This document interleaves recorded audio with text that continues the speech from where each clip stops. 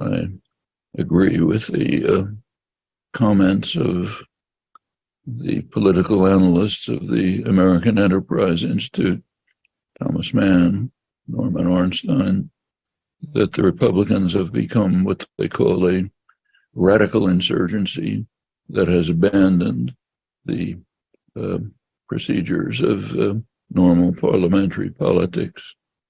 If you look at international rankings, its attitudes and commitments, it ranks alongside the far-right parties in Europe with neo-fascist origins.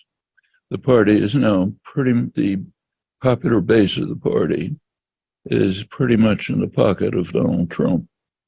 You look at polls, overwhelmingly popular. That's the end result of a long period. You can trace it back to Richard Nixon, in which the party recognized, at that time, it was an authentic political party. The Republicans and the Democrats, whatever you thought about them, they pretty much overlapped in modes of procedure, attitudes, and so on. The Republicans were the more pro-business of the two business parties in the United States. The United States is basically a one-party state. The business party has two factions called Democrats and Republicans. The Republicans were the more dedicated pro-business party. Richard Nixon, intelligent strategist, understood that the Republicans cannot win elections on their actual programs. Their programs of strong support for the business world, for the ownership class, for investors, for banks, and so on. You can't get votes that way. So he recognized that what the Republicans ought to do is to shift attention away from their social economic policies to something else, what are now called cultural issues. With Nixon, it was what was called the Southern strategy. Let's draw Southern Democrats to the Republican Party by barely concealed racism. By the mid-1970s, Republican strategists, Paul Weiser in particular, recognized that if the Republicans pretended, I stress, pretend, to be opposed to abortion, they could pull in the huge evangelical vote, then being politicized for the first time, and the Northern Catholic vote. So they all switched on a dime. George H.W. Bush, Ronald Reagan had been strongly what's now called pro-choice, suddenly became what's now called pro-life, almost instantly. Other leaders too. So that became a plank of the Republican Party. Later on, love of guns, later on something else. Anything to keep people's attention away from the socioeconomic policies, which are very harmful for their own constituency. So you have to shift it. With Newt Gingrich, when he took over the House, this became almost an open war. He said we have to declare war on the Democrats. And since then, it's been steady decline in this direction. Became Donald Trump, who's a very good showman, was able to mobilize these ideas, these tendencies very successfully. So you look at his legislative program, one achievement, a major tax cut for the rich and the corporate sector, stabbing everyone else in the back. But you don't talk about that. What you talk about is the great replacement, Democrats being sadistic pedophiles, anything else. Just, it's kind of don't look behind the curtain, you know. It's, and that's been, you can understand the success. There has been a period of 45 years of what amounts to savage class war. against the general population. It's bipartisan, led by Republicans, started with Ronald Reagan, followed by Bill Clinton, Obama, and it's called neoliberalism, but which has a technical definition. The definition of neoliberalism, you look it up in the dictionary, it says something about free markets, free enterprise. That's not what it is. It's basically class war. So yes, there is deregulation that gives free enterprise, but there's a footnote. Deregulation leads to financial crashes very quickly, in fact. Started right away in the Reagan administration. Continental Illinois bailout, savings and home crisis. The business world understands that the way it works is get deregulation, we move towards monopolization quite naturally. We make risky investments, make a ton of money. When it all crashes, the state comes in and the friendly taxpayer bails us out. We're seeing it right now, in fact, but it happens over and over. So it's a market bailout economy for the very rich, and many other things cooperated. So Reagan and also Thatcher, his associate in this, their first acts were to attack labor movement and undermine it severely. That made good sense. The labor movement is the main way in which people can defend themselves in a vicious class war. So you have to eliminate the defenses. They used illegal means, but it didn't matter. This opened the door to the corporate sector to move in with massive efforts at strike breaking, undermining labor laws, much of it illegal, but when you control the criminal state, it doesn't matter if what you're doing is illegal. And many other things like this. I'll go through the details. Like, for example, real wages for male workers are basically 1979. Productivity's increased, goes to very few hands. We even have measures of it. The Rand Corporation, super respectable, did a study of what they call politely the transfer of wealth from the working class and the middle class, lower 90% of the population, transfer of wealth from them to the top 1%. Their estimate over the 40 years of class war, they don't call it that, is about $50 trillion. That's quite impressive class war, to steal $50 trillion from the working class and the middle class. And in order to get away with it, you have to shift attention away from the policies and go to cultural issues. Well, one of the effects of the class war has been to shatter the social order. People live with precarious existences, very little wealth. If you're Afro-American, virtually no wealth, precarious jobs. Maybe you'll be called tomorrow, maybe you won't. Associations dissolved. People are alone, atomized, angry, properly angry, resentful, rightly resentful, distrust institutions, rightly, institutions don't work for them. Very fertile terrain for demagogues.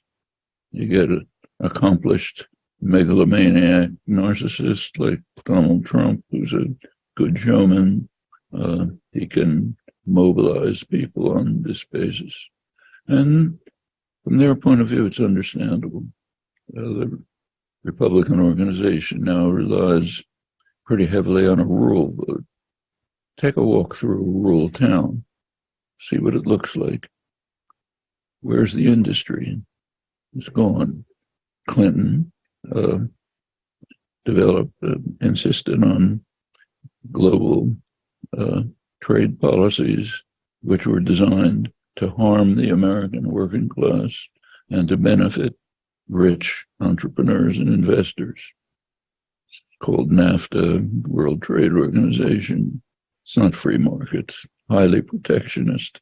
It's one reason why drugs are out of sight in the United States, because of the highly protectionist elements of the investor rights agreement called free trade agreements are in our propaganda system. So the industry's gone, stores are shuttered, homes are shuttered, young people are leaving, there's nothing there. Desperation. In fact, there's even an increase in mortality among the white working class. Increase in mortality, unheard of in societies outside of war and pestilence. It's happening here. Economists call it deaths of despair. Well, you grab onto something. Maybe it'll be the church. Maybe it'll be the great replacement.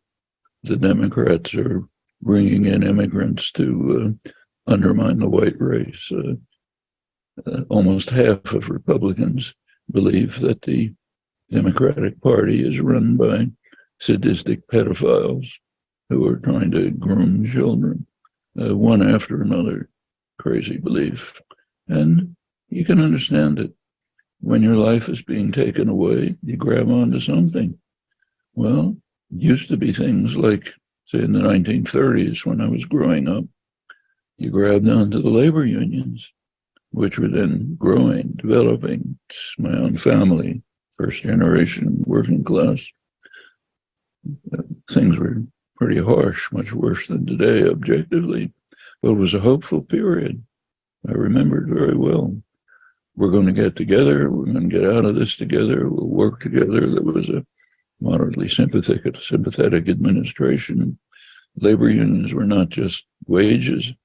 They were cultural institutions, classes, adult education, meetings, discussions, concerts, even a week in the park in the Pocono Mountains for my Catskill Mountains for my aunts who were unemployed seamstresses. It was a whole way of life gone. Reagan was a vicious, brutal killer and racist, understood, or at least his advisors understood, we got to wipe this out.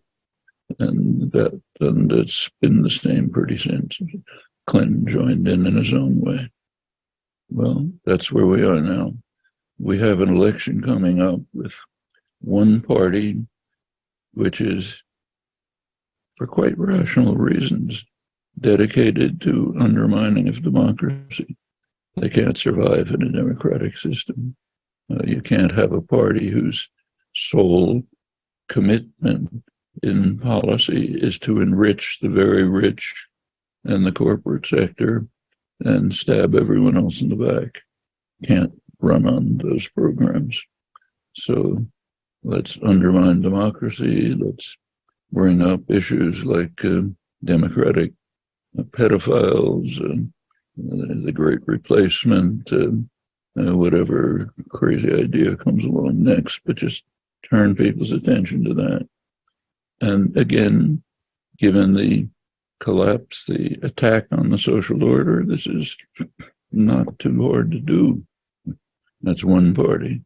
The other party is split. The Democratic Party, which still functions as a political party, is pretty much split between a Clintonite party management, which is part of the general assault, though with a slightly softer touch, and the sort of Sanders movement, which has a strong popular base, not much of a representation in Congress. And they are, in the American system, doctrinal system, they're called radical. In fact, by international standards, they're mildly centrist. In fact, one of the editors of the London Financial Times, the major business journal, by no means a radical journal, one of them quipped, half-jokingly, only half-jokingly, that if Bernie Sanders was in Germany, he could be running for the conservative Christian Democrat Party. If you look at it, it's not false. Take a look at his programs: universal health care, free higher education, child care. You have that everywhere. You have it in Germany, Mexico, France, take up Brazil, look around the world. So these are mildly social democratic policies. The United States considered very radical. The United States has a very class-conscious business class. This goes way back. That's why we have a very violent labor history, extremely violent, surprised conservative Europeans. But now even simple things like maternal care for a woman after childbirth. The only country that doesn't have it is the United States and a couple of Pacific Islands. Here it's considered a very radical idea.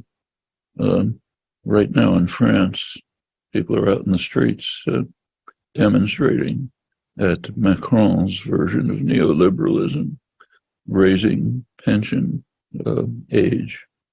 Here, nobody understands that. Of course, everybody wants to work like a maniac till the last minute. Well, France, still people want to have decent lives. You raise the pension age, who are you attacking? Working people, not affluent professionals, not people like me, not people who work in offices. We live longer. You're a construction worker, police officer, you're not going to live very long. It's a hard life. Raise the pension age, you have less of a retirement to enjoy yourself, do whatever you want. So in France, that's fighting issues. Here, it's almost even unimaginable. Raise the pension age to 64. What's that about? I mean, Americans work about a month or 6 weeks longer than Europeans because of the savage character of the conservative business-run system. It's not in the genes. You go back to the 1930s, my childhood, the United States led the way in social democracy. Europe was descending into fascism. The New Deal was offering hope for social democracy. It's later picked up in Europe. So it's not a law of nature. These are basically questions of the character of class war. That's the essence of it. You're not allowed to talk about that in the United States. There's no such thing as class, no such thing, just everybody's middle class, whatever that's supposed to mean. Well, it's not the case. There are people who give orders, there are people who follow orders. That's class. You look at the way this has developed over the years, yes, there's been a constant class war, takes different forms. Last 40 years, it's been pretty savage, not just in the United States, it's various forms elsewhere. In France, you see the forms, right? Like during Macron's period in office as prime minister, you look at the record, the rich have become richer, the workers have become stagnated or become poorer. That's a mild form of the class war called neoliberalism. You find one of the worst victims, those who suffered worst, were the global South. They were subjected to IMF structural adjustment programs, which had devastating effects in Latin America, Africa, elsewhere. So the weaker are the ones who suffer most naturally. Professor, thank you for that answer. And there's a lot there that we can unpack. And you mentioned Latin America, and my next question was regarding what we're seeing with the fentanyl crisis and with what we're seeing in Mexico with the cartels. And there's been a lot of concern with how to solve this challenge. And I kept asking myself, what would Professor Chomsky say? How can we really tackle this challenge, and if there has to be a solution, which one should it be? Should it be a military intervention, which I'm sure you wouldn't agree on, led by the US, or would it justify the killing of Americans? Would it justify us coming and helping the Mexican military cope with the cartels? Or how do you think we can solve the rising violence that's happening south of our border? Well, let me give an unserious answer and a serious answer. There's a saying in Mexico, which I'm sure you're familiar with, that Mexico is too far from God and too close to the United States. Okay, since it's too close to the United States, adopt the US way of dealing with these things. So in the United States, there is a major issue. The fossil fuel companies and the banks are destroying the possibilities for life on Earth. So how do we deal with it? We try to bribe them to be nicer people. You look at the recent so-called Inflation Act, basically a climate act. What it basically does is say, please, fossil fuel companies, be nicer. We'll pay you to be nicer. We'll give you incentives to be nicer. We'll offer you more fossil fuel fields to exploit. We'll give you subsidies.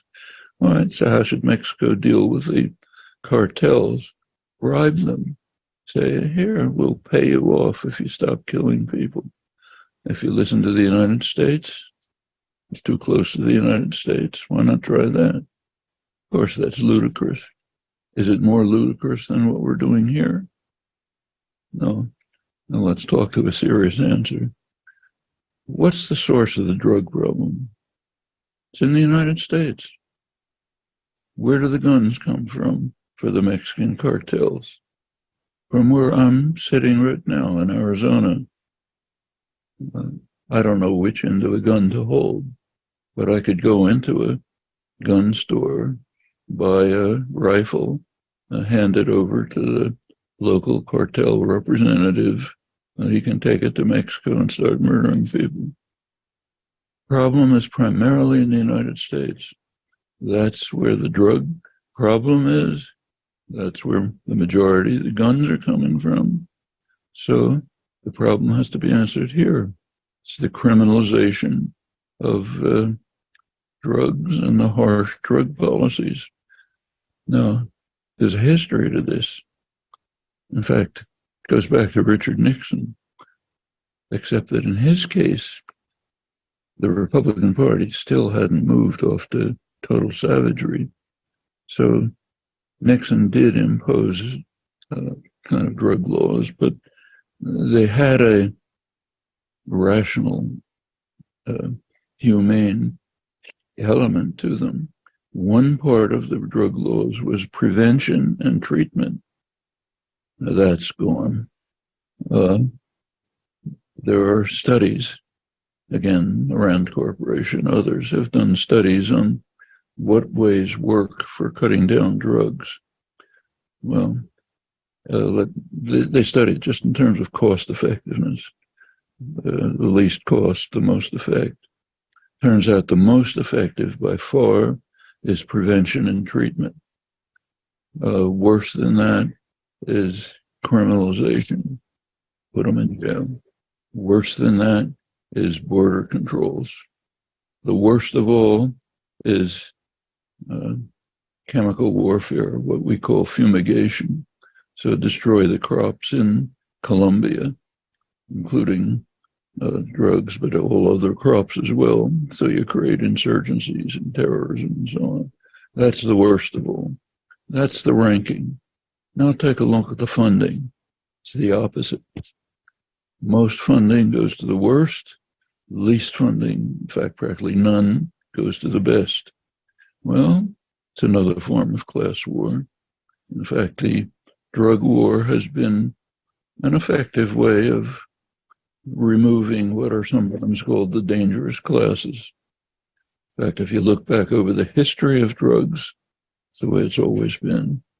Take prohibition, back in the I mean, it was the Women's Temperance League and so on. But what was the powerful force behind it? Get rid of the dangerous people. The immigrants who hang around in bars, we don't like those people. If you were a rich banker living in Westchester County, you could get any kind of wine or liquor you wanted. If you were a poor immigrant in a bar in New York, you get arrested and thrown into jail. Well, what happened when Prohibition ended? The Harry Anslinger, the head of the Federal Bureau of Alcohol, had nothing to do. So they launched a huge propaganda campaign trying to show that marijuana was a killer. Senate hearings with lurid presentations, so-called doctors coming in talking about the hideous things that would happen to you if you smoked a joint and so on. Just happened that marijuana was being used by the dangerous classes, Harlem blacks, working class people. So let's go after marijuana. Let's make that the enemy. And then it's one after another. But I think Nixon was probably the last president to have had any semi-reasonable element in this drug program. So you want to solve the Mexican cartel problem, overcome the drug crisis in the United States, which is where it's coming to, and stop the crazed gun culture. I mean, there are hundreds of millions of guns in the United States. It's outlandish. The far-right Supreme Court has turned the Second Amendment into Holy Writ. You ask people what's in the Constitution. First thing they'll say is the Second Amendment in the modern form, the form that was created by Justice Antonin Scalia in 2008. Before that, the Second Amendment meant what it said. In order to have a well-regulated militia, don't restrict arms. Now it's changed.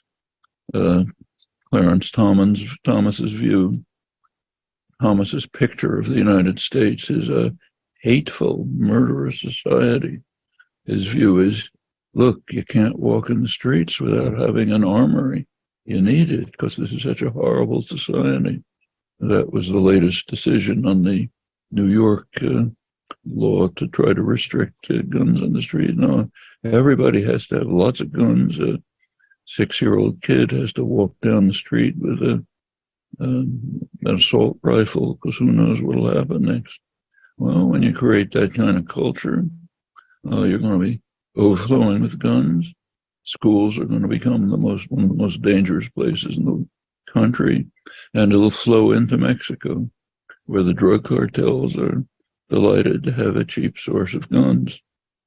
The actual figures we don't really know, but most studies show that at least the majority of the guns in Mexico come from the United States. Mexico itself has pretty tight gun laws.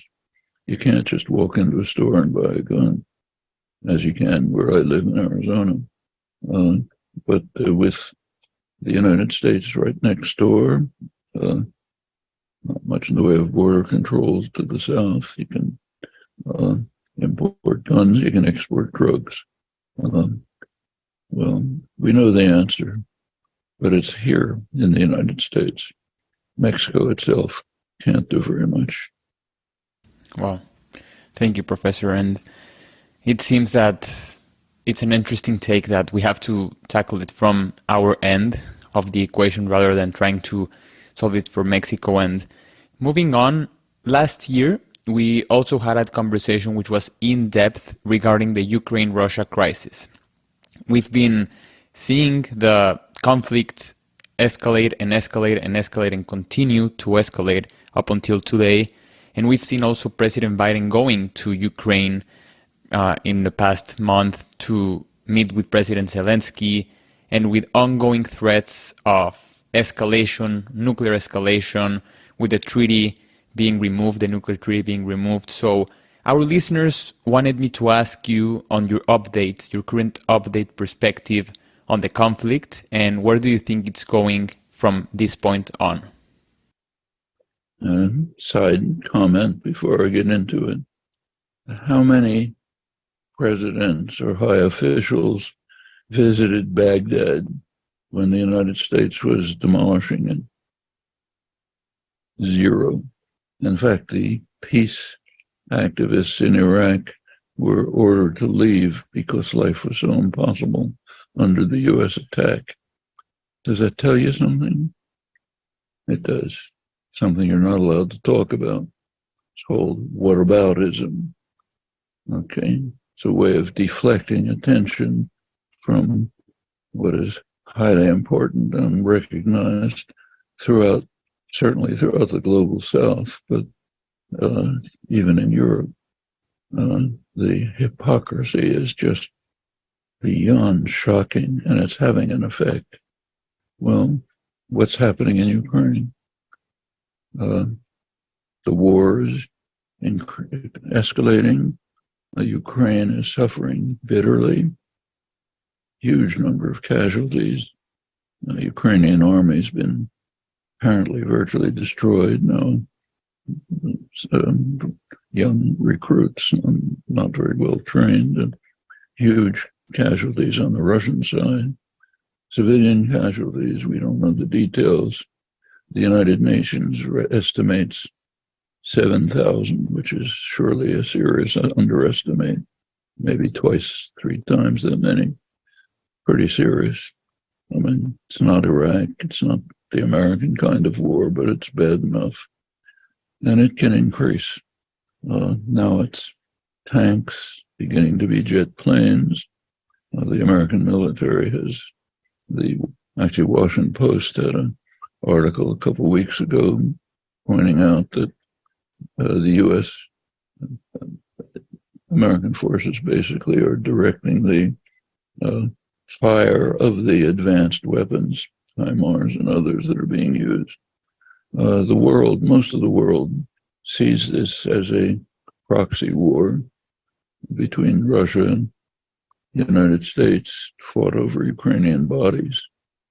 And it's become harder and harder to avoid that conclusion. If the war continues to escalate, Ukraine will be, the economies very severely harmed. Not like Iraq or Libya or targets of American attack, but bad enough, serious, and it's going to get worse. Pretty soon, you increase tanks, jet planes, and so on. Russia will probably retaliate by a harsher attack against Western Ukraine, against supply lines, run into conflicts with NATO. At that point, you're moving up the escalation ladder to terminal war. Putin has made inflammatory statements about nuclear weapons in reserve, suspended participation in the New START treaty. All of this is very dangerous. I should say it's equally dangerous the way it's escalating in China. We don't talk about it much, but should. But all of this is quite serious. U.S. policy in Ukraine remains stable. The war must continue in order to severely weaken Russia. That's policy. Britain, which is a virtual satellite of the United States now, Britain and the United States actually intervened directly last March and April to urge Ukraine not to move towards negotiations, and negotiations were going on with Russia under Turkish auspices. They broke down. We don't know exactly why, but Britain and the U.S. were very clear that we're not ready for negotiations. No, still not. The official stand remains fight the war to severely weaken Russia. If you think about it, just from a practical point of view, it's kind of sadistic, but people are in fact talking about it. It's a bargain for the United States. At a small fraction of the huge military budget, the United States is severely degrading the military forces of its main military enemy. That's being openly discussed now in the United States and Britain, pointing this out. It's pretty obvious. Whether that's a factor or not, you can debate, but it's certainly a fact. The United States, in fact, you look around, almost the entire world is suffering from this. Ukraine most, but Africa, Asia, curtailment of food and fertilizer shipments having a big effect. Europe is declining, even moving towards deindustrialization because of its the breaking of its natural trade commercial relations with Russia. The whole German-based, very successful European industrial system was based on interactions with the East. Russia doesn't have much of an economy. It's about the size of Mexico, but it's very rich in resources, minerals, oil, all essential for West European industry. It's collapsing. All over the world, decline. One exception. U.S. is doing brilliantly. It's degrading the forces of its enemy at very low cost. Fossil fuel companies are just euphoric with the huge profits that come. Germany's importing liquefied natural gas from the United States at far higher costs than it could get cheaply from Russia. Arms manufacturers are doing great. Food monopolies, the global food system is half a dozen companies raising prices, profits going through the roof. It's it's very successful in many ways. How long will Europe agree to accept this? We don't know. We do know what's happening in the global south. They're just refusing to participate. It became very dramatic in the international conference in Munich a couple of weeks ago. It was an international conference, a strategic conference. The United States, Vice President Harris was there, other representatives, desperately trying to get the countries of the South to join the United States in the war. One after another said, not ours, your war. We don't pay any attention to your hypocritical proclamations. We know exactly what they mean. We've suffered from your savagery for centuries. Stop lecturing to us. Just laugh at it. We're not going to take part in this. We're going to make our own commercial and other arrangements with Russia and particularly with China. You don't like it? Too bad. Even long-time U.S. allies like Colombia simply flatly refused. Brazil, no, it's not our war. I don't know what Mexico said, but probably something similar. Asia, India, Indonesia, sorry, we continue in our own way. The United States is quite isolated. The English-speaking countries, and for the time being, continental Europe are essentially isolated. Probably 90% of the countries in the world don't even observe the sanctions. Meanwhile, China is moving ahead with its loan, development, investment projects, also moving ahead diplomatically. It just threw a major wrench in long-term U.S. policy in the Middle East by arranging the Saudi-Iranian negotiations. It's a very severe blow to the United States. Control of the Middle East has been a prime concern of U.S. foreign policy since the Second World War. Now China comes in. The United States was working very hard to put together an alliance of the most reactionary states in the region in a conflict with Iran. It's called the Abraham Accords. And the United States were supposed to applaud it as wonderful. It's actually a reactionary alliance subordinated to the United States aimed at Iran. China just dismantled it. took the main element. Saudi Arabia was not technically a member of the Accords, but basically part of it. The main source of oil, pulled it into the Chinese system. It had already happened with the United Arab Emirates, the other major state. China has two major development programs for Eurasia. There's what's called the New Silk Road, which goes through the Eurasian countries, but there's also a maritime Silk Road, runs along the south through the seas. One of the hubs is the United Arab Emirates, the main, along with Saudi Arabia, the main U.S. ally in the region, the hub of the maritime Silk Road of China. These things are all taking place. The U.S. can't stop them with guns. That's the U.S. comparative advantage, military force. But it doesn't stop these things. They continue, and the world is moving towards complicated reconstruction. Ukraine war has, as part of it, Ukraine war has driven, apart from the criminality of the aggression, major crime, it's also criminally stupid from Putin's point of view. He gave the United States its fondest wish, Europe, on a silver platter, instead of an accommodation between Russia, Germany, to the benefit of both, drive Europe into the hands of Washington, and Russia moves to the east.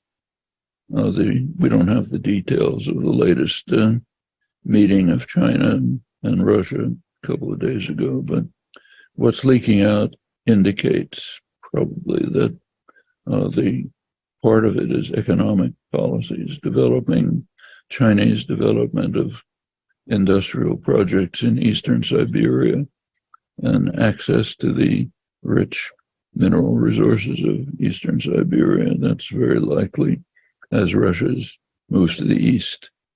Europe sits in the pocket of the United States and declines. India, Indonesia, South Africa, Brazil, they're just going in their own direction, making their own arrangements. That seems the way the world is moving. And the U.S. has one overwhelmingly powerful weapon, violence, but it doesn't work very well in this situation.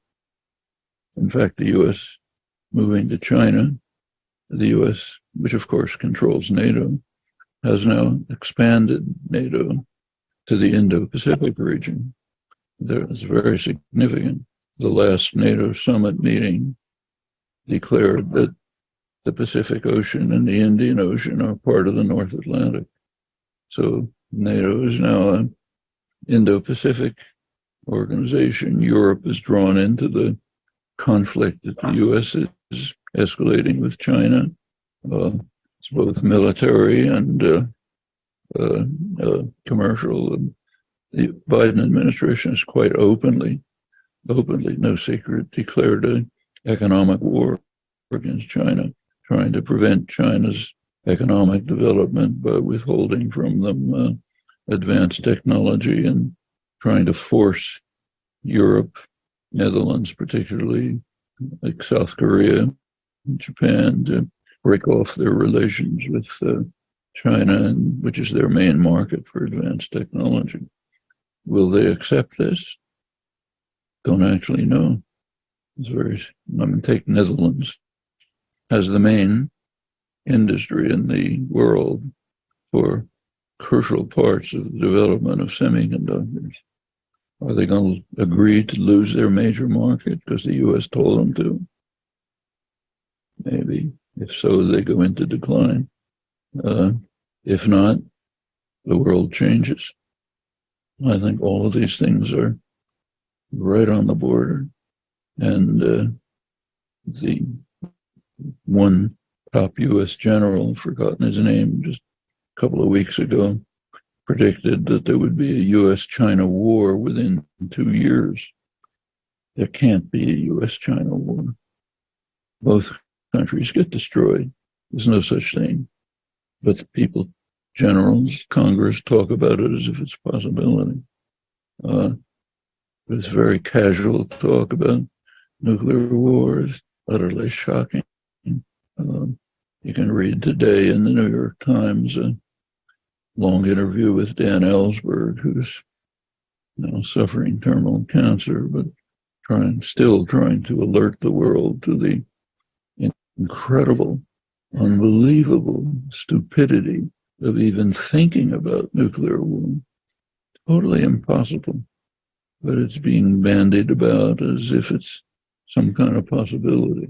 And Putin's throwing his own oil on the fire. But that's what we're hurtling towards, including environmental catastrophe. It's the most dangerous period in human history. Wow. Yeah. It's impressive, like you say, that we're moving onto a world where nuclear war is being discussed just casually, like even among friends, which is a strange time to live in and a concerning one indeed. When you were remembering the 1930s and how you said the times there were in your childhood were of optimism and how to build a future that we can all strive towards. And it seems that in today's conversations, in today's political climate, and in today's society, the conversations are how can we become more divided, and how can we really not be optimistic into the future, be having more of a dystopian vision. So, Professor, my last question for you is, how do you think we can reconcile our differences in the American society, in this bipartisan environment that we are on, and how can we get back to that optimist perspective, optimistic vision of the future? I think we know exactly how to do it. If you go back to the Obama years, not very far, the message was hope and change. We can do it. Brought in a lot of people. A lot of the working class that's now voting for Trump was voting for Obama. Took the words seriously. The words seriously. The actions didn't coincide with the words. The actions were betray people. Tell them this is just rhetoric. You voted for me, now go home. I'll continue working for the rich and powerful. Well, what's the answer? Take it seriously and do it. Can be done. I mean, a lot of things can be done. Let's take the financial crisis, 2008. Let's be concrete. One of the things that happened was that the government virtually nationalized the auto industry, which was collapsing. The government took it over. What did they do? Bailed out. The owners put them back in their positions, maybe new faces, but the same class, and set them to redoing what they had been doing, producing more automobiles, more SUVs. There was an alternative. Hand it over to the workforce. Hand it over to the communities. Let it be run by the people and workers in Detroit, not rich bankers in New York. Have them produce things that the country needs, like mass transportation, not more SUVs. That was a possibility. Wasn't thought about because we were not organized, active, militant enough to make that an issue. Okay, let's do it. Let's make it an issue. Let's say, yes, these things are possible. That's one example. There's 1,000 more examples. Another example is take over the fossil fuel industries. In fact, you could even buy them at market prices. The government could, and it wouldn't be more than the bailouts for the financial industry. Turn them to sustainable energy, which can be done. Actually, the workforce is even interested. West Virginia, coal state, United Mine Workers has accepted a transition program. My friend and colleague, Robert Pollan, he and his group, Perry Group, have been working on this in the ground. Working class people have said, okay, we can imagine moving to a transition program away from coal towards capping the mines, developing sustainable energy, better jobs, better communities, better life. The coal baron representative, Joe Manchin, he doesn't want to hear about it. Of course, the fossil fuel industries don't want to hear about it. But these things are on the verge of possibility. And there's many more like them. You can think case after case. Well, the hope, the reason to be optimistic is there are these opportunities. Can it be achieved? Who knows? Can't tell until you try. It's like negotiations in Ukraine. Mm-hmm. You don't try, nothing will happen. You do try, maybe it'll fail, maybe it'll succeed. Same with everything else.